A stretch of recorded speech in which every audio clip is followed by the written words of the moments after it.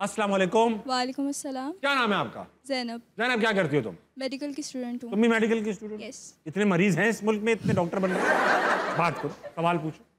मेरा सवाल आपसे ये है कि आप 5 साल तालिबान की कैद में रहे हैं। माशाल्लाह से आपकी शादी को 2 साल हो चुके हैं। तो आपको ज़्यादा डर अपनी वाइफ से लगता है या तालिबान से लगता था? किस कैद से समझ पूछना चाह रही है लड़की, ज़्यादा डर लगता है? इतना अनफेयर कंपैरिजन है और बैठी भी हैं सामने। हाँ, कुछ कह भी नहीं सकते। वही जैसे उन्होंने जवाब दिया था कि कुछ चीज़ों की इजाज़त भी नहीं होती जवाब देने की। तो लेकिन देखें, अगर आप मेरी कहानी और मेरी किताब पढ़ेंगी तो आपको पता चलेगा कि सबसे ख़तरनाक सांस ही होती है। तो एक सांस ने मेरी जान बचाई थी। अच्छा, हाँ, ये भी एक इम्पोर्टेंट कहानी है कि एक सांस ने आपकी जान बचाई। एक सांस ने सांस बचाई। कैसे, वो क्या किस्सा था? तो जो मेरा अगवाकार था उसका नाम था मोहम्मद अली। बॉक्सर के साथ कोई रिलेशन नहीं थी, मगर आपको पता है ये बड़ा कॉमन नाम है। हाँ।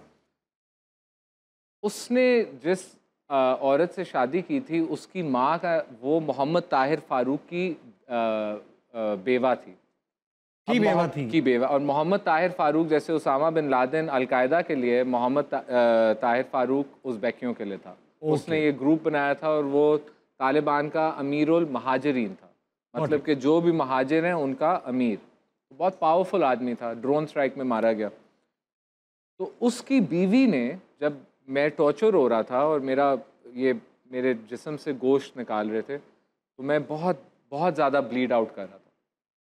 तो उस वक्त, और आपको समझना होगा कि ये जैसे हम लोग भी पर्दा समझते हैं अपनी सोसाइटी में, तो हम भी कंजर्वेटिव लोग हैं, मगर उनका पर्दा सिस्टम बहुत फ़र्क है, बहुत बहुत सख्त और बहुत फ़र्क है।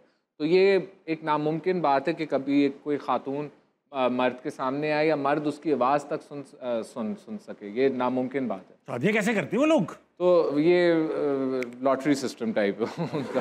तो क्योंकि मैं चीख रहा था और मैं इतनी दर्द में था, ये औरत वो सारे बैरियर्स तोड़ के आई अपने सन इन लॉ को कहने के जो भी तुम कर रहे हो इसका इस्लाम से कोई ताल्लुक़ नहीं, और ये मेरे घर में है तो इसको मेरे घर में इसके साथ ये सलूक नहीं हो सकता। तो शी सेव माई लाइफ। और उस दिन के बाद भी सास का एहतराम बढ़ गया। सास की अहमियत। और उसने मुझे टूथब्रश दी। मैंने 2 साल कुछ भी नहीं था मेरे पास, शैम्पू, शावर लेने की इजाज़त, बाथरूम, ये चीज़ें जो हम बहुत आम और ग्रांटेड लेते हैं जिन्हें हम। हाँ, तो ये सब कुछ उसने मुझे दिया। और एक्चुअली सबसे जो बड़ी नेमत मेरे लिए उस वक्त थी, और ये भी अल्लाह की तरफ से एक एहसान था, वो जो उस घर के बच्चे थे, वो उनके साथ मुझे इंटरेक्शन की इजाज़त मिली, जिसका मैं आपको बताऊँ, अगर 4-5 ही चीज़ें थी जिन्होंने शायद मुझे बचाया है, तो उनमें से ये एक बहुत। और ये बच्चों के साथ आप इंटरेक्शन, उनको पढ़ाते थे? उनको उर्दू सिखाता था, कहानियाँ बताता था, वो बातें जो किसी से भी नहीं, मतलब मैं बिल्कुल अकेला था, तो उनको ट्रैवल्स का बताता था और मुल्कों का, हिस्ट्री का, पेंटिंग करता था उनके साथ। थोड़ी सी अंग्रेज़ी भी सिखाने की कोशिश की, बट बहुत मुश्किल थी। तो आपकी इन बातों से वो नाराज़ तो नहीं होते तालिबान? नहीं। क्या लिबरल आर्ट सिखा रहे उन्हें?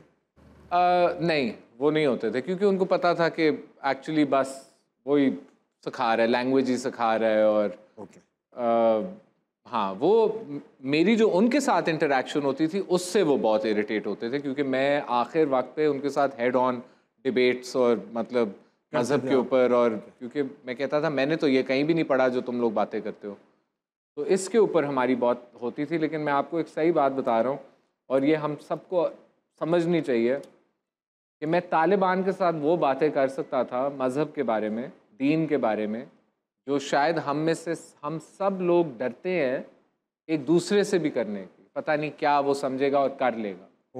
वो लोग भी इस पे बहुत वो कहते थे कि जो डिबेट है वो करो, जो हारा वो हारा, जो जीता वो उसकी राय सही थी, मगर फैक्ट्स पे होएगी।